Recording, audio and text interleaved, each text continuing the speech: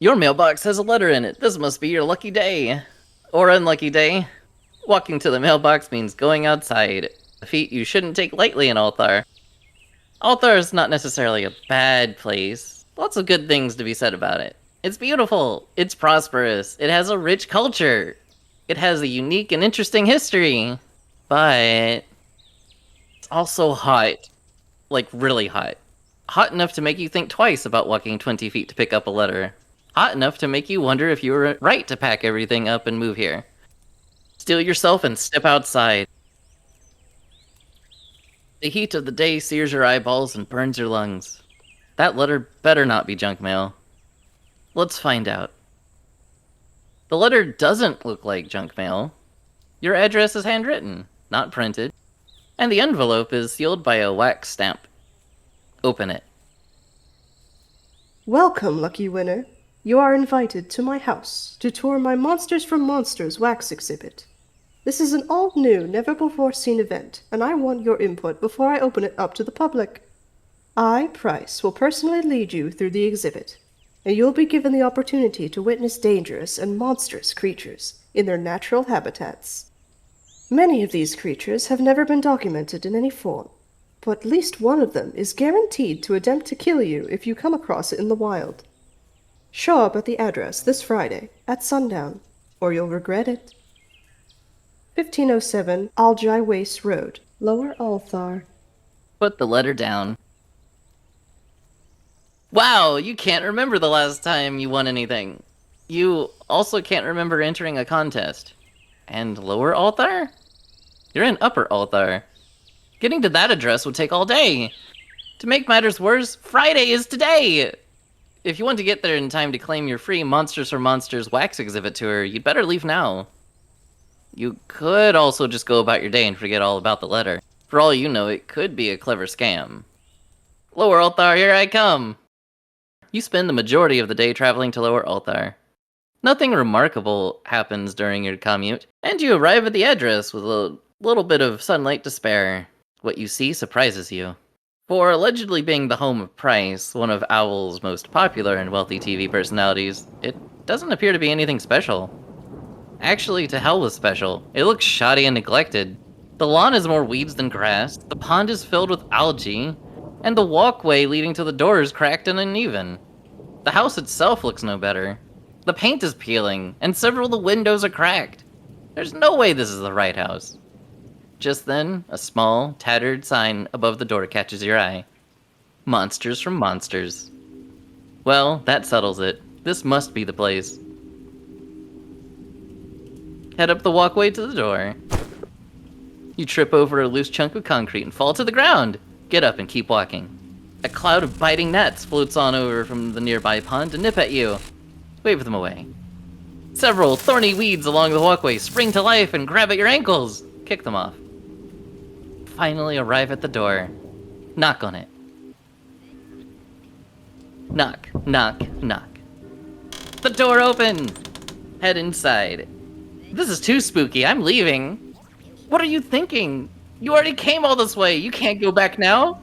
Plus, you really don't want to deal with all the garbage of the yard again. Head inside. The door shuts behind you.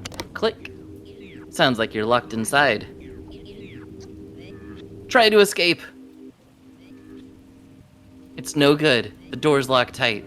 You weren't thinking of leaving already, were you? We haven't even started yet. Who is that? You turn just in time to see Price. You watch her jump from the balcony and glide over to you. She's taller than you thought she would be, and more intimidating. I'm glad you didn't think my letter was junk mail, and that you weren't too afraid to show up. You wouldn't believe how difficult it is to get someone to come here alone. Actually, about the junk mail thing. You tell her that you did think the letter was junk mail, or a really, really clever scam. And that the state of her property really didn't win you over. And yet you still came. That's all I need. My plans for tonight's exhibit wouldn't work without a victim. I mean, volunteer, not victim.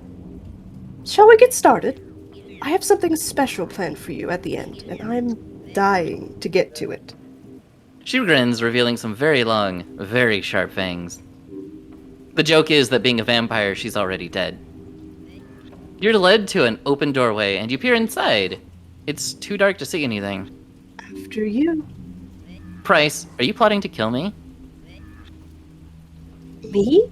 Plotting to kill you? That's an interesting idea. A flash of lightning illuminates her face, and she laughs. It's a sinister, hollow sound. I wonder how I could pull that off. Into the room. You step through the doorway and into a forest. You can smell dirt, trees, grass. Are you really still indoors? A speaker somewhere in the room broadcasts Price's voice. Welcome to the domain of the fairies. Well, one fairy. A gently moving tree in the middle of the room catches your attention. The Deadwood, the soul of a murdered fairy, bound to earth and wood by cruel necromancers, created to guard the weaker fairies. See how effective it is? Take a look around. Bones of all sizes and types litter the floor. Some are old, but most are new. You can tell which is which by the amount of flesh still attached. Deadwood hides amongst the trees, waiting for outsiders to venture near, and then it kills them. It tears their bodies apart. It turns them into fertilizer, food for the trees. If you come across one in the forest, leave. Do not make a sound. Do not make eye contact. Do not stop to pick anything up. Go back the way you came. Even then, it may still go after you. A door opens on the other side of the room. Go through. You step out into a desert. Something begins rising up from the sand in front of you. The Deathwalker, the executioner of the sands. A corrupt thing, the result of the unholy union between a manticore and a monster. You would do well to evade its gaze. It judges all it sees. It stalks travelers as they cross the desert. It observes their every move, their every interaction. Isn't that because she's lonely? And when it has seen enough, it renders its verdict. The innocent are free to leave. They never know how close they were to death. The guilty, however, the next time they fall asleep is the last. The Deathwalker's tail contains a lethal venom. It causes nightmares, never-ending nightmares, one after the other, increasing in terror until the guilty's heart gives out. He does all that? But don't worry, the Deathwalker is known only to wander the desert surrounding Althar. I wonder what it thinks of you. A door opens on the other side of the room. Go through. You step out onto a music stage. Music is a wonderful thing. It can be a powerful tool. In the right hands, it can soothe, it can heal, it can entertain, it can wound, it can kill. It can even rip the soul to shreds. You know her! The band Sheep. No doubt it was created from the perverted pairing of the gentle and naive Clover Lamb and a dread abomination. See her body? It's all skin and bones. No lungs. No throat. And yet her voice can drive anyone to madness. Spirits both good and evil flee from her. Demons do not trifle with her. It was very hard to get her autograph. None can stand before her song. If you hear it, your death is certain. But then again, isn't it always? A door opens up on the other side of the room. Go through. You step out onto a small raft, floating in what seems to be the middle of the ocean. The deep sea is home to creatures more deadly and more horrifying than anyone could imagine. After all, the truth is scarier than fiction. We all know that. What we don't know is why the vanguards were sought out by the monsters. Why the vanguards, so loyal and valiant, were brought down by them. What we do know is the result of that unfortunate event. What's that under the water? The bonefish, the ultimate hunter of the sea. Razor-sharp claws and teeth, bone-crushing jaws, swimming speed unmatched by any other creature. If you are bitten and somehow manage to escape, it won't be for long. The bonefish's bite carries a deadly disease, and not only will you eventually expire from it, All around you will share your fate. To flee would be to doom all around you. And for what? Your selfish desire to continue living? Are you that selfish, I wonder? A door opens on the other side of the room and you paddle toward it. Go through. Not even the kind cat is safe from the corruption of the monsters. Look upon the Necropossum and despair. Look upon it in despair. Wait, it feels... The sad, hollow shell of what a cat is supposed to be. Look into its dull, lifeless eyes. They see more than you think. Note its hideous curled tail, all the better to strangle you with. Its gnashing teeth, well suited to gnawing the flesh from your bones. See how it plays with its mannequins, no doubt made possible through dark magic, paid for in blood. You don't think it's dark magic necessarily. You can only hope it will remain satisfied with its mannequins, but we all know it won't. It will one day set its sights on you. You will be much more fun to play with than simple dolls. Let's leave this place. I can't bear to look at it any longer. The door opens on the other side of the room. Go through.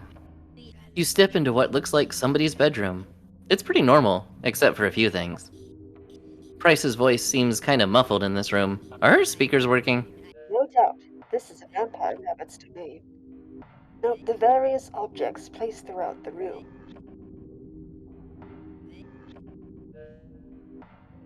A fang-marked practice dummy, most likely used by the vampire to perfect a killing bite. The sign on the wall indicating that no salt shall be brought into its room. Its fine print preaches the benefits of a sodium-free diet. The blackout curtains, to protect the vampire's delicate skin from the sun's unforgiving rays. The sign next to the curtains advises the reader to apply sunscreen several times throughout the day and immediately after showering. The sealed coffin, where the vampire goes to rest after a long day of talking. It contains a handful of dirt taken from a nearby graveyard. The stakes on the wall, they are trophies taken from would-be vampire slayers. Each stake represents a lethal failure. Ask about the cough drops on the nightstand. You hear papers shuffling from somewhere in the room.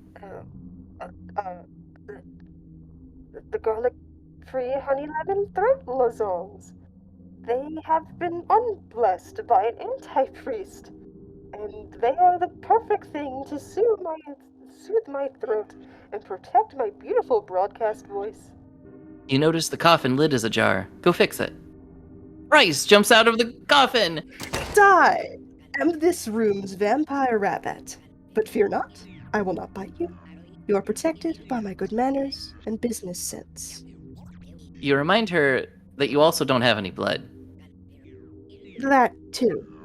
She stares at you for a moment and looks around the room. Well, we're coming to the end. The special thing I made, just for you. Are you ready to see it? A door opens up on the other side of the room. A sign above it is labeled The Last.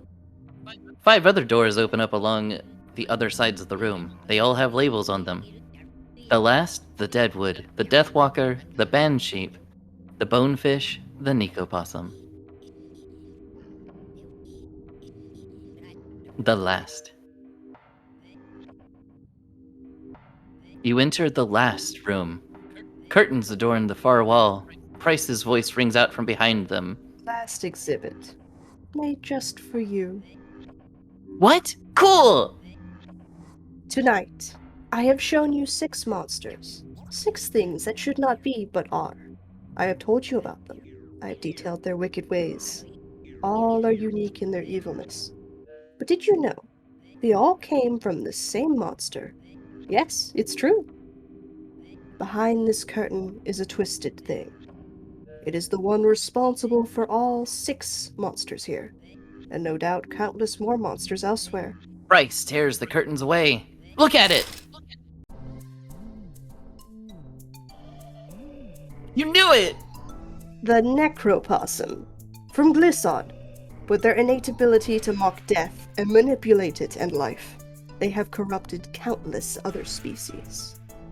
That's a pretty good picture of you. A door opens up next to it. Go through. Well, what do you think? You're the first one to see it. It was great! Are you going to keep my picture there? I'd like to, but actually, I was wondering, what would you say if I asked to turn you into wax? A wax figure. They're more frightening than pictures. What? Yes! Turn me into wax! Great. We can get started in a little bit. I have a lot of equipment to get ready first. It's not an easy process. Was it easy to make figures of all the other necropossums? Are you kidding me? It took me forever just to find them. And when I did, I had to convince them. Except the Deadwood. That thing kept trying to kill my photographers. So we just based its figure off local illustrations. Does everyone know about the creepy stuff you're saying about them? You bet. They were all for it. What do y'all say about my exhibit? I'll say you enslaved countless, helpless individuals and worked them to their deaths. Whoa. Hey, about that. You actually did? That's great. It was an accident! It still works. Are we actually scary? Most everyone finds us absolutely terrifying. And if they don't, they usually want to. They're always looking for an excuse to be scared. So we help them out. He hands you a pamphlet. I'll be handing these out to everyone at the end of the exhibit. You get the first one. Thank you! I should be thanking you. You're doing me a huge favor. Anyway, make yourself at home while I go get everything ready. The end. Necropossum pamphlet. Model name Biff. The classic, the one that started it all. It's very rare to come across a necropossum, and rarer still to come across a still living necropossum. They have a tendency to get themselves into fatal situations. Hereditary influence low. Environmental influence high. Language Fey. Believe it or not, necropossums are a type of fairy.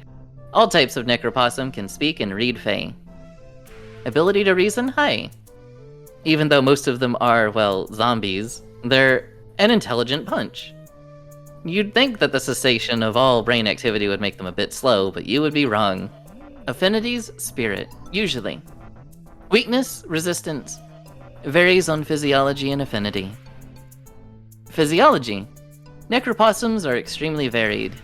They're all in different states of decomposition, and they love to replace parts of their body with, well, whatever they feel like. The sky is the limit.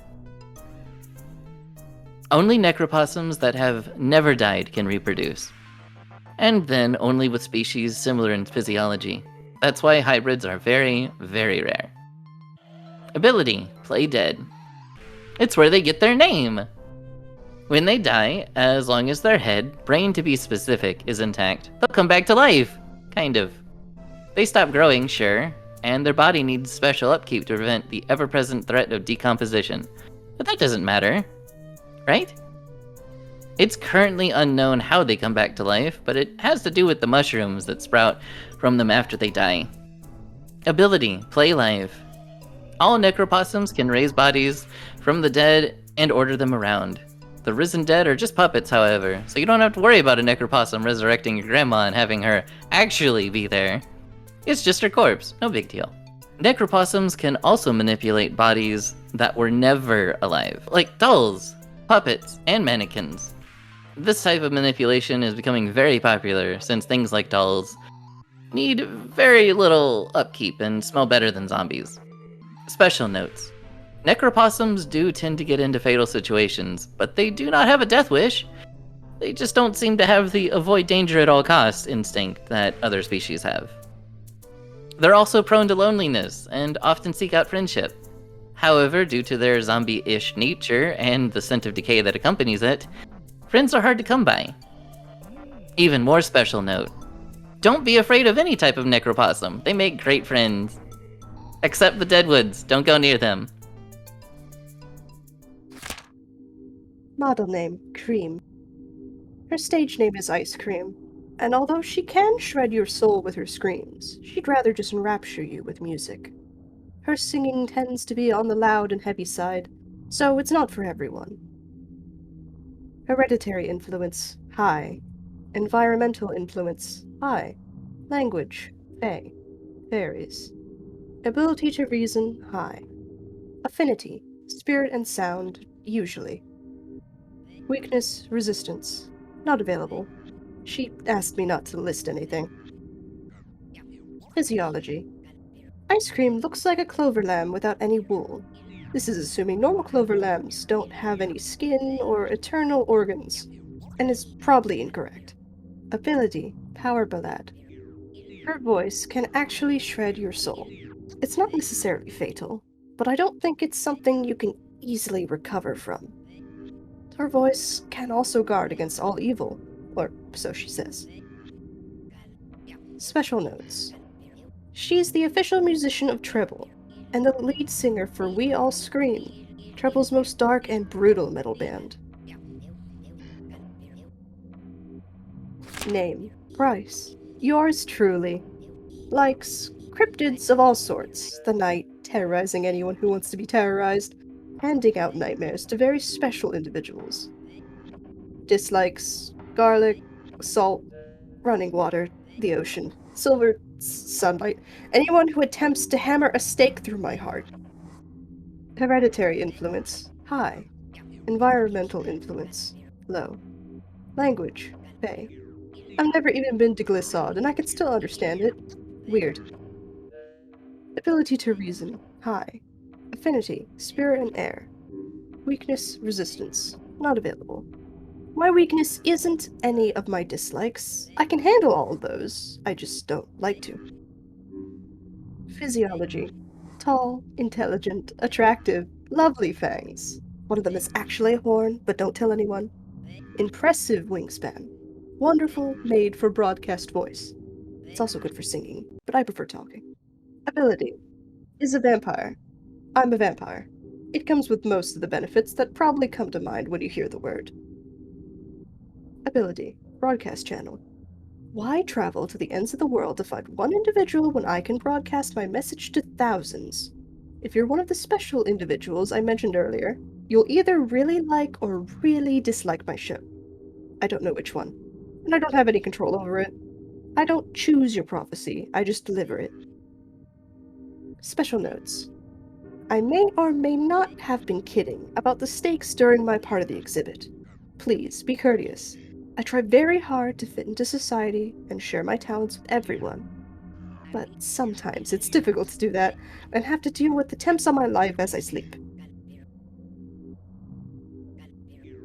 Name, Aki. You couldn't see him, but he's responsible for animating all the wax figures you saw today. Hereditary influence, high. Environmental influence, high. Language, fey. He doesn't look like a fairy, I know. Ability to reason, high.